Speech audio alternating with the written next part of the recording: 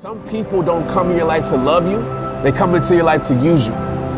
They don't come to bring to your life, they come to take from it. They don't see you as a person, they see you as an opportunity. Trust me, I've been there. These are the type of people that don't love you for you. They love you for what they can take from you. They're not loyal to you, they're loyal to the benefits that come with you. That's why they never show up, no matter how many times you showed up for them. That's why they never offer help, no matter how many times you've helped them. Like, for real. Stop breaking your back for people who clearly don't got yours. If it's not reciprocated, then that relationship has to be annihilated.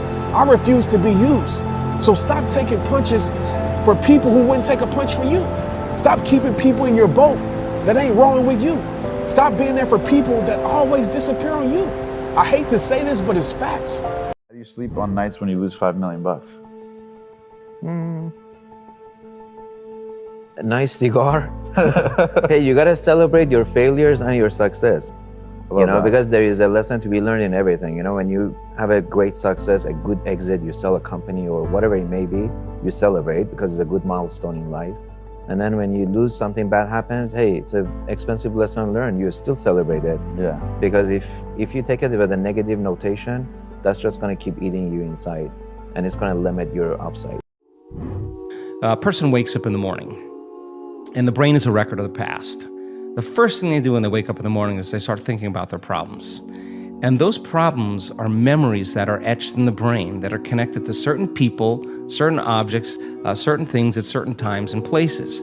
So if you believe that your thoughts have something to do with your destiny, the moment you think about your problems, you're thinking in the past, right? Mm-hmm. Now, every one of those problems has an emotion associated with them because we've experienced them. So the moment you remember your problems, now you feel unhappy, now you feel anxious, now you feel fear.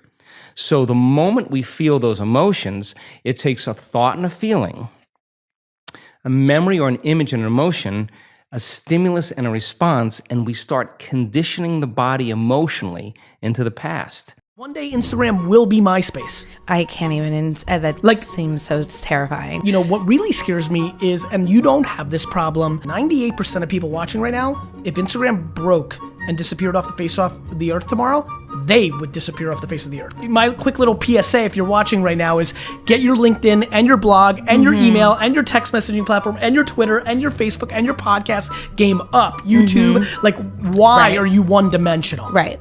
How can you truly expect to grow? How can you truly expect to get to the next level if you're not focusing on getting better? If you're not focusing on growing, if you're not focusing on getting around people who are smarter than you, sharper than you, who are pushing you to get to the next level. So again, this podcast is telling you very simple, get uncomfortable. I need you to get around people who challenge you. These rooms that I be in now, I'm the dumbest in the room. And that's a great place to be. I'm going to be honest, it's also intimidating because you're like, crap. I be in the rooms like, man, I don't even know if your boy even belong in these rooms, bro. I be in the rooms literally thinking like, how the heck did I get myself in this room? And then I realized like, oh, this is what I asked for. This is what I signed up for. So what I also need you guys to start doing, I need you to start looking into your future and not your past. No one can live without a routine. You just forget that. If you guys don't have a routine, I would recommend, like, you get one going, because you cannot be mentally healthy without a routine. You need to pick a time to get up. Whatever time you want, but pick one and stick to it, because otherwise you dysregulate your circadian rhythms and they regulate your mood. And eat something in the morning. This piece of paper is worthless. I'm giving you guys a finance class right now. I spent 5 years in accounting. They didn't teach me this. Money is a piece of paper. It's worthless. It's garbage. It's made up. It was created out of some wizard. Hey, why don't we take things that are valuable, turn them into something worthless, put some important looking person dressed up in a costume, got to put a woman on the other side, put some pretty colors on it. People will think it's valuable. It's easy to carry around with you too, dude. Do you understand back in the day, man, they were carrying valuable shit around with them, carrying gold and rubies and diamonds. You couldn't get rid of that easy. They're like, we got to get people liquid. We got to get it easy for the money to roll around town, right? Who's got a match? I just want to show you, I can tear it, I can burn it, and I can lose it, right or wrong.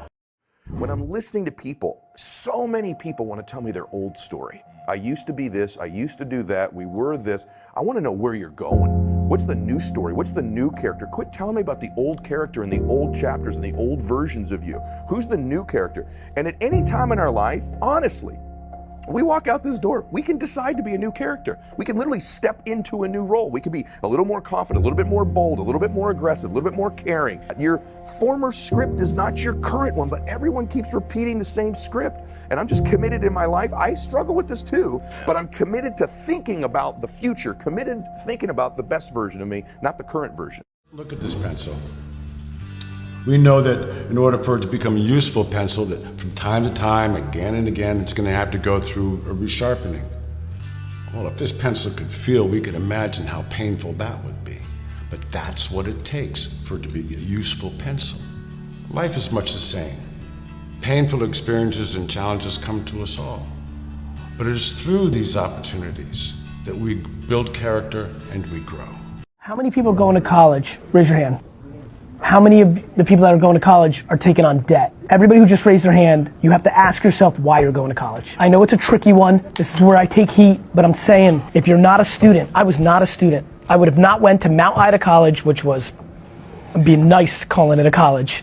But if my parents didn't pay for it and that's what they wanted and I was cool with it because I knew I had one last vacation before I was gonna work the rest of my fucking life, I wouldn't have went. I'm very scared that everybody just blindly goes to college because that's the American dream and they take on that debt and then that college degree doesn't put them on. Now, you have to have a viable option and you decide not to go to college, you gotta work. It's not like you just sit around. If you're taking on debt and you're not going to a top 10, 15, 20, 30, maybe top 100 university, which is gonna give you leverage when you get out to get a job that might pay for the debt that you're incurring, you gotta debate.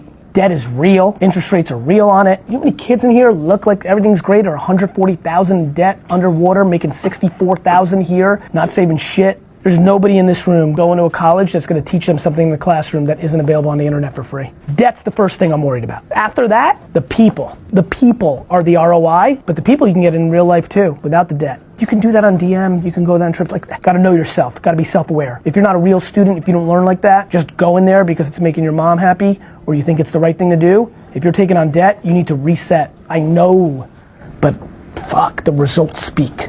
College was amazing from the fucking 50s to 90s because your degree put you on to the job. You got an accounting degree and you submitted in like some accounting firm took you. Just not happening anymore the same way. That's bad if you're taking on debt. If you invest in something, all that time and money, and you come out the other end and it's not there for you, you going to college?